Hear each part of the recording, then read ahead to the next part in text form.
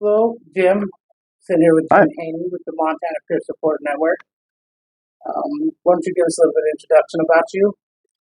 Yeah, my name is Jim Hajny. I'm the executive director for Montana's Peer Network, and we're a statewide nonprofit 501c3. We're a peer-run organization.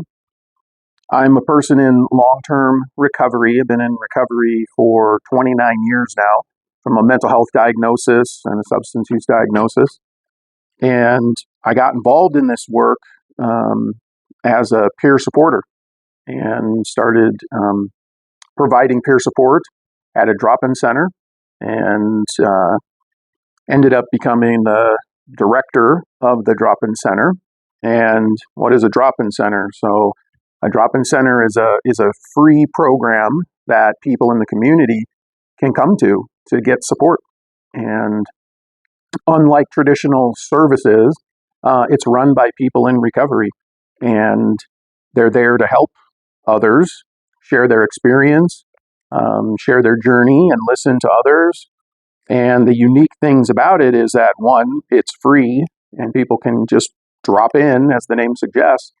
But when you do that, you're going to find a bunch of really great people. Some people will be volunteers, some people will be paid positions, and you might find some peer supporters, some certified peer supporters in there. Individuals who have chosen to, as their career, their job, to support others and share their experience. Drop-in centers kind of look different around the state, and I think what Don Roberts is doing in Ronan. I think it's really something, because we as people in recovery are changing the system by bringing in services that traditionally weren't there.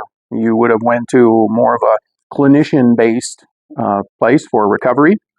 And so having programs like drop-in centers, like what Don's doing, is really incredible, because it begins to change the community. It's not just a few people coming in, it's a lot of people coming in and seeking recovery. And some of those people may choose to go traditional recovery. Some of those people may be coming out of the justice system. Some people may be going to things like treatment court. But the wonderful thing about it is you're not walking in the door, you're not going to be judged. It's not about your payer source. It's just about getting support and getting, some knowledge, some tools for the toolbox, so you can begin your journey in recovery. All right, thank you, Jim. What do you think is one of the biggest attributes of a drop-in center compared to maybe a medical clinic or something like Cedar Creek that we have local who are resources in? Yeah, If yeah, that wasn't available. yeah. I think it's really important. I think drop-in centers typically are open different hours, so that's one of the big things.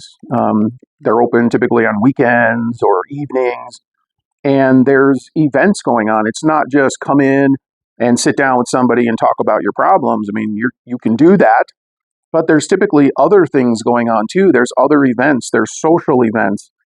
This is a piece that's missing from our system. We don't have enough emotional and social supports for people in recovery. We have this very structured system, and recovery is not a one size fits all. I mean, it looks different for different people. There's many pathways. And so drop-in centers, people who run drop-in centers tend to think outside the box. And so they bring all kinds of really cool stuff to their program and make that available. Sure. Now, you had mentioned seeing a need for family peer support.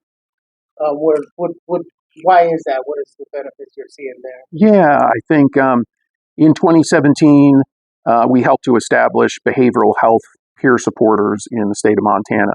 So that's working with people with mental health and substance use issues, individuals. But one piece of this puzzle, and when I say the puzzle, meaning the entire system, is we often forget about the families. And the families need support too.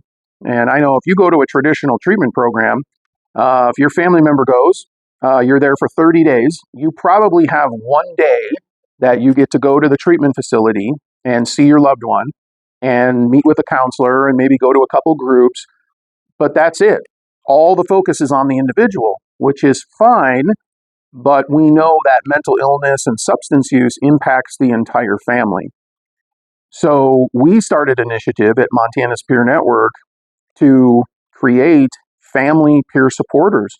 So this is individuals, parents or guardians, caregivers who are caring for kids, teenagers, children who have behavioral health issues, developmental disabilities, genetic disorders. They need support too.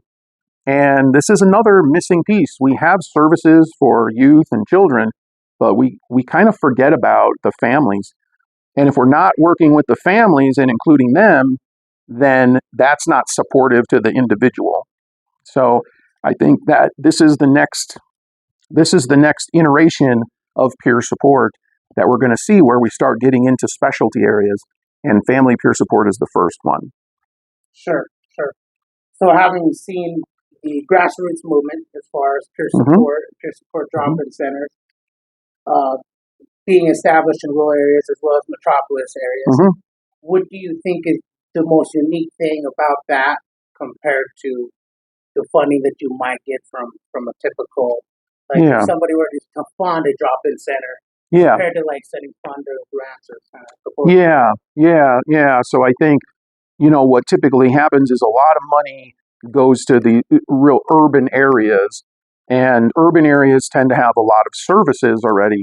So that's great. Like, we need drop-in centers in urban areas, but what's really missing in Montana is programs like NARSS in Monan, right? Because you're hitting a couple different things. You're hitting this rural frontier, but you're also hitting Indian country, and these are where our drop-in centers are needed the most. If you have a community that doesn't have a lot of services, we need to say, well, what can we put in there? And a drop-in center is a highly cost-effective program. You can fund a drop-in center with very little money and provide these supports, as opposed to if you're in an urban area, you might have 4 or 5 or 6, 10 different provider agencies running. But in a rural or frontier community, you may have 1 or 2 counselors. It may be really small. So these programs are highly effective because they're free, and people can walk in and they can get connected with other people in recovery. They can get some support, they can get some resources, and there may be a reliance on the urban areas for some of those services, and there may not be. I think that encouraging people in recovery, supporting people in recovery, mentoring people in recovery, funding people in recovery to do like what I did with Montana's Peer Network is to build an actual peer organization that's non-clinical, and you're providing, like for us, I mean, we're providing training and advocacy and consultation, but you can also run a program. You can provide services. And that's what we need to see more of in Montana. Sure, sure.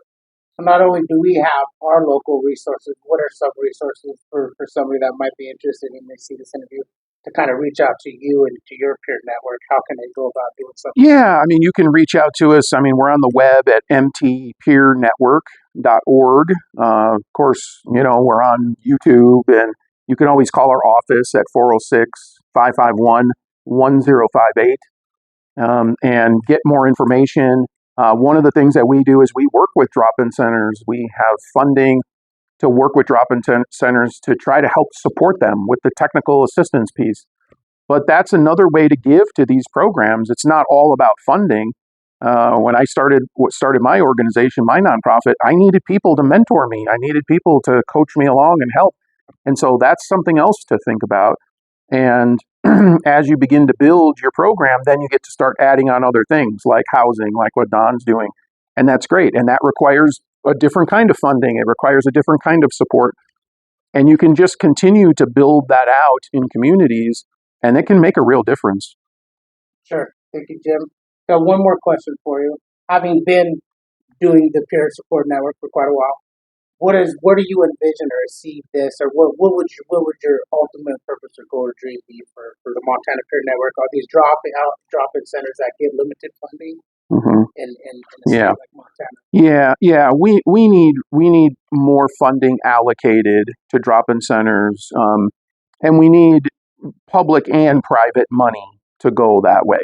And my hope would be that every county, every reservation would have at least one peer support specialist in their community available. And whether that's based out of a drop-in center or that's based out of the health department or wherever they're going to be based, right? Because every community is a little bit different. I'd like to see every community have a peer supporter available. Okay. Well, thank you, Jim. Is there anything else that you would like to add? All right. Well, thank you for sitting down with us and appreciate your time. You're welcome.